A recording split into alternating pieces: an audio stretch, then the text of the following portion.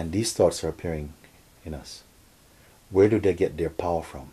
Because what we must be clear about is to find out, do thoughts have independent power? Because if they have independent power, then all of us would suffer from the same thought. But some thoughts mean nothing to me, but will send you in hospital. Yeah, you see? Yeah. So it's not to do with the thought in itself, but the amount of belief that is invested in that thought. Yes. And the belief is the power that arises out of your own consciousness. Yes, and so you must understand that both belief and attention are your superpowers, because they can create. Because mostly we identify ourselves even with attention. Attention is maybe your most intimate tool, because wherever the attention goes and touches is registering as your experience. You say, yes, I see this, I think this, I want. See? So you give your attention even the quality of yourself as I. Yes. And through the inquiry you see that even attention, which is the earliest power going out, that even that is also witnessable. Even this one you can see. Yes. So if you can see this, then you must be beyond it. Yeah. Behind, no? But when you say you have the power to put your attention anywhere, who does that? Yes. That's not me, or because there's nobody behind. There's no body, but there's or consciousness. nothing. Or consciousness. There's consciousness. Consciousness is what you are in this dynamic but that's experience not me. and body. That's not me. When you say consciousness is not you, as in the head. You mean the mental consciousness. Mental consciousness you observe. Consciousness as mind you observe. But who puts the attention Yes. anywhere? This goes from itself. Yes. The attention is moving by itself. What is witnessing this attention? Isn't there a living force that is witnessing this attention? Yes. Where would you put yourself intuitively? Not use your head. Intuitively. Can you be the thing that is being witnessed, or the one who is witnessing? Which feels more true for you?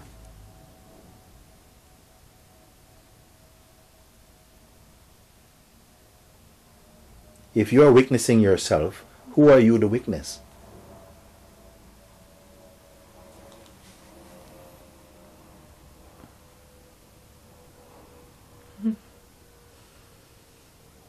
Something liquid or air or something like that. Now you have gone to a very, very subtle phenomena. You say maybe something fluid, liquid, or air. But these are still a phenomenon. Something also must be observing something liquid or air, isn't it? Isn't it? Now this is common sense actually. And I'm showing you the power even of your ordinary speaking. There's a power. There's a consciousness is behind. But we are not aware of the power of this consciousness. That you are the one who's seeing all these things. And the only thing that gets in the way of a clear, intuitive certainty about this is because we are so habituated to thinking of yourself as the name and the form, as the person. And in somehow placing yourself into a particular context and an environment and an image.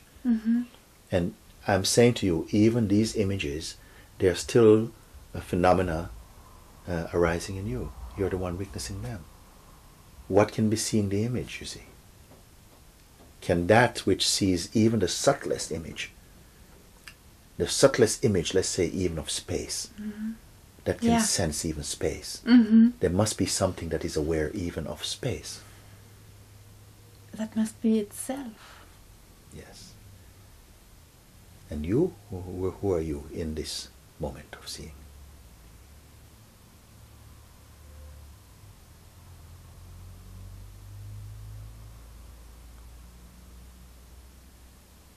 Don't identify with anything at all.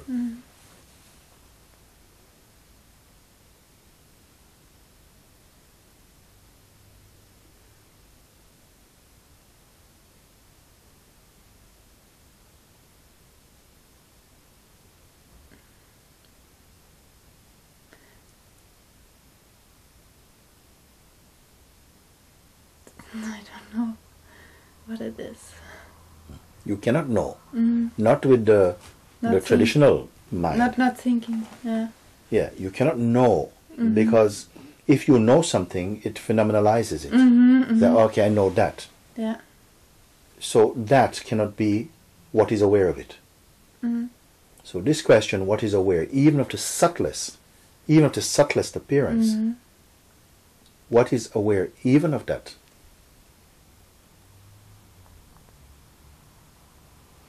Don't create, don't imagine. Because we use the mind, you see, and then your mind is like your Google. Yeah. And it will try and represent an image.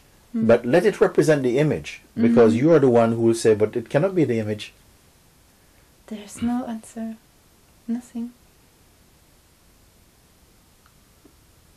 Yes. Now, don't go away from this. Don't make this only an answer. This is not an answer. No. Huh? This is an insight, not an answer, you see. And this is where the deep enlightened people always stay. Different from you? No. But they don't stay. They don't stay. Stay means effort. Yes. They are. They don't stay. They can't stay. Nobody can stay. The only difference is that all the thoughts don't carry them away from that so far. Yes. Who could they be to be carried away? To be carried away, you must have something. I can carry this cushion away. Is it? I can carry this body away somewhere. But am I this body that can be moved about from this place to this place? This is your introspection. You're from looking. The thoughts. Yes. And this body without thoughts is what? This body without thoughts is what? Look at this body or anything without thought. What is it?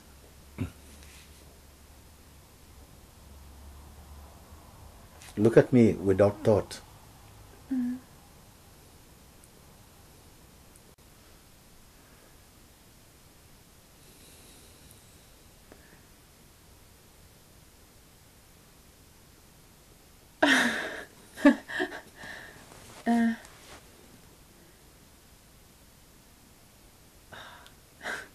This is your real seeing, actually. On top of this pure seeing, this almost a non-phenomenal seeing, but phenomenal seeing appears in it, and it is okay.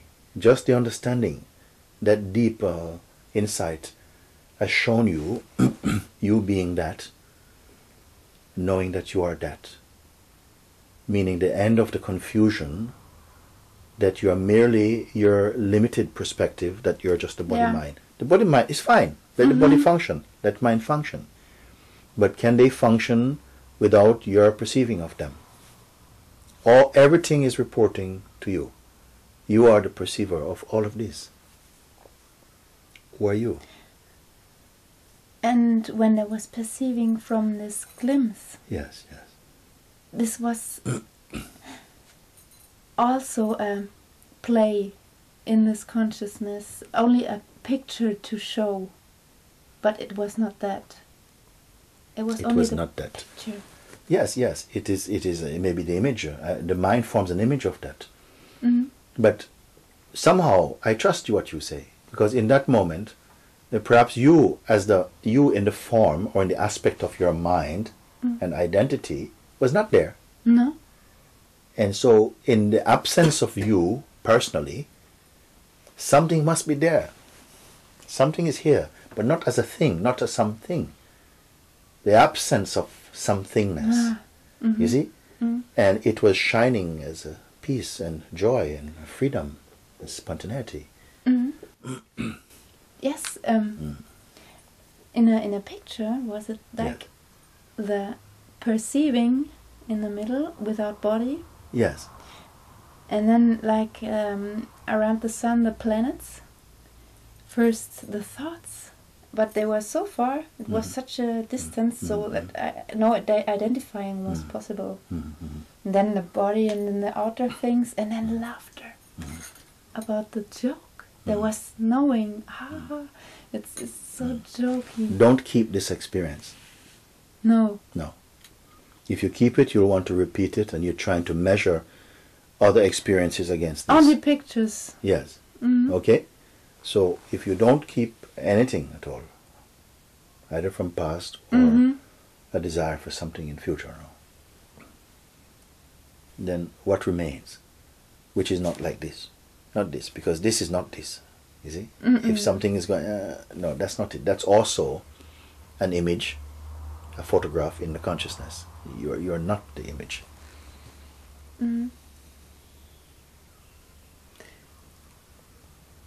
And all the other people around me and us, they are things that I project, or the mind projects, or they are made of... This is too complicated. Just look at everybody as the self. That's all. Don't start to think, oh, did I project these people? Because you get into trouble. You don't need this. You don't need this right now. Just stay with what you're seeing now. Don't force anything. By itself, out of this impeccable seeing, there is a refining that happens in consciousness. Don't push it. Just you stay and let it come. Let everything come. Don't go looking for anything. Even you read something, it says, yeah, you should be one with everything. Forget about it. Just stay with this very genuine seeing. Don't make a checklist of things that, okay, but I didn't get this, I didn't get this. See, then the mind comes in. You see? Just stay. Yeah. It's enough. Then you somehow, there is still a kind of cooking that takes place. A refining, a maturing that happens very naturally, very organically. Don't deny this, because as long as this body is here, enjoy the dance of existence also. Because you're also in this, but it's your temporary play. And this is arising in your infinite and unchanging being. Don't deny this. Many people, oh, this doesn't, and they're saying this because they're not comfortable with themselves. You can be comfortable with yourself. You see? But something will not be able to... You're like a mirror. It can show so many things, but it doesn't keep anything. You see? A mirror can show everything, but it doesn't keep anything. There's something a little bit like this about our being. You can be and enjoy. Yeah. Allow everything to be fresh. Don't strategize existence. Yeah. You don't need to. And something is really unfolding as a kind of intuitive and spontaneous existence. Yes. And this is the beauty of the manifestation, you can say. There were a few times when I cried so much I didn't know anything why. I really don't know, but it was a subtle feeling of I don't want no more everything, but I don't know, I was sad, deep sadness, crying, and I was walking the fields the half day and crying. Was there not a joy in this crying? This was joyful. Yes, I don't complain. Yes, really not. What happens is that sometimes we are surprised because there's a crying which is inexplicable. And it so can often suddenly turn and become laughter also. Yes. It can be like this, no? Sometimes there's a crying but there's no sadness. Or there may be a sense of sadness but there's no story. And there may be a laughing but there's no joke. Or there can be laughing and there is a kind of joke. Yeah. But you don't have to make sense of any of it. No, no, it was only to feel that I wanted to... I told life, take me, not make me not my body death or something, not that, but take me, please. Yes. Life, I don't know. Yes. Yeah. This is beautiful. Yeah. This is beautiful. All the human beings would be great to come to this place to say, take me. You see, take me. You know, don't bargain, don't go for contract. I'll say, take me. There's something. It's a beautiful, a grace. Yeah, I can't transport with words. It comes from something deep, you know. How huge this is. This is, and this is the last few weeks, month. Yes. It repeats from itself. I don't force. I know it's nothing to force, but it's so huge. It's so huge. It's a power, but there's no force. It's a power without force. Yeah. And something intuitively. It's an intuitive calling, a primal calling to say yes. And there's a pleasure somehow to give something, but I don't know what. I don't know. To give everything from me. Yes. Don't know what. Don't know what. And give everything. Yes. So to salute. Yes. Yeah. Somehow. Yes. I am very happy hearing you speak about it. Oh yes. And don't let the mind start to write things down what it is. No. Just go with that intuitive, that impulse inside. It's wonderful. You don't have to know what it is, but something is saying yes. You're saying yes. I've been speaking about these things, even in India, the last time, that there comes a time inside when there's an urge to say yes. Just say yes to the truth, without drawing a picture of what it is. Sometimes it arises inside, and some beings, they feel it. I say yes. Don't say wait. Don't say maybe. Don't say later. Don't say no. No, at this. Easy? Like this, no? I'm over this. Yeah. I'm really. Yeah. When you're over, you say yes. And when you're trying to get over, you say yes. If you're inside the heart. And then when we speak about it like this, then many people began to realize that unconsciously they've been staying on no or maybe or later. It's like a suspension. I had these times. Yes. Also. Yes. But the last few months, it was like, yes, pure. Yeah. It was. I know these times. Then 3 years ago, I had similar times, and then I thought, but now you try to get this job and do this, and so on. And compromise. So half. Yeah, some fear comes for people. They say, but no, I don't know. Now I'm experiencing, I don't know. Before I had the illusion that I do know. Yes. And there's a kind of security in feeling I do know. Because there came the thoughts, rent and money and la. So I heard of that. Yes. So, but now it's so finished. Yeah. It's wonderful. It's wonderful. It's wonderful. When the human being come to this type of conclusion, a wordless, a conceptionless conclusion, it is yes inside, no? The whole universe turns its face towards you. Don't worry about anything at all. Yes. I'm very happy. This is more than an interview. Yes. You know, it's like a communion or something. Something feels beautiful. Yes. I carried this wish in my heart when I came to you. Yes, it's wonderful. Because in YouTube I cannot tell you. I'm so touched in my being. Your words ran in my heart.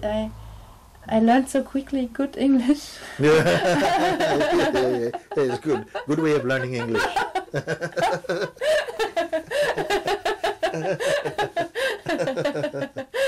Very great. Very great. Very great. We use the mind for as much as the mind is useful to bring you to beyond the mind, into the pure space of being that doesn't have to work anything out. Yeah. It's miraculous is a good word. Spontaneous. Now people are a bit afraid of these words, but they are truth to do with your being, your living being. You see? It's like the dream of flying. When I swim in the air. This dream I had so often. sometimes I refer to this seeing. It's like you become like space moving in space. You're like space moving in space. You have still the sense of being here, this body's here, but it's become almost transparent, almost translucent, almost invisible. Because it's not heavy with identity. Because you've seen from that place which is imageless. And so no one can explain this thing, you see. I don't think Mr. Buddha could do it. Or Christ. They can't explain because it's no words there to convey what it is. And yet we are this. Is behind all our faces is the faceless one. Behind every face, every expression, this is. This is. And I feel like the great opportunity of the human experience is to recognize this, which puts an end to suffering. Yes, because people who would see that, they won't be jealous or kill. Yes. And they will not sustain division in themselves. They recognize that, and then division and separation can become also sacred and holy. You see, it can serve a higher purpose. You know, not everything has to look like the same, because the understanding understands that everything arises out of this unfathomable ocean, and something is all well with that. So the differences, they become playful. They are not so consequential. They don't bring enmity, hatred, fear. Yes, because there's no more who is. There is no pride. There may still continue to be a sense of identity, but it's more like it's a cosmic identity. It's like a cosmic independence. It's not personal. The personal will always come into some conflict. The personal can be there only as a costume to enjoy the feeling of uniqueness and difference, but not to fall into a delusion with it. Yes. Yeah. So if anybody tries to play the one who wants to be, and then he discovers he fails, so this he can whether change it nor more do as he doesn't pretend. So he's caught. He thinks he's caught. If there is no arrogance, if there's no pride, then that pain will bring you to one who can point out that which cannot be caught, will help you. Yeah, it's a chance for him. It is an opportunity. Because there's something beautiful and magical about life. That even if you're on an island and you have no human teacher and you need to learn this thing, it will come in some way. A mosquito will teach you. A turtle will teach you. You understand? A seagull may teach you. Yes. It's not poetry. It's like if you are meant to come to find out, it will come. It will take some form that will be agreeable to you, a form that will resonate with you in order to make that seeing clear for you. So the for example, the economic crisis would be a great chance for these people who run against the walls. Yes. In the next 2-3 years. Or yes, don't tell them that too openly. No. We're finding out about this by ourselves slowly, a little bit, you know. Yeah. Because if you say these things, people want to chop you. Oh, how dare you, arrogant! And so you quietly understand this I'm thing not a missioner. in your heart. Yeah. But it is true. In fact, not almost every experience can be turned around and to serve your truth. Every experience, bitter or sweet, no?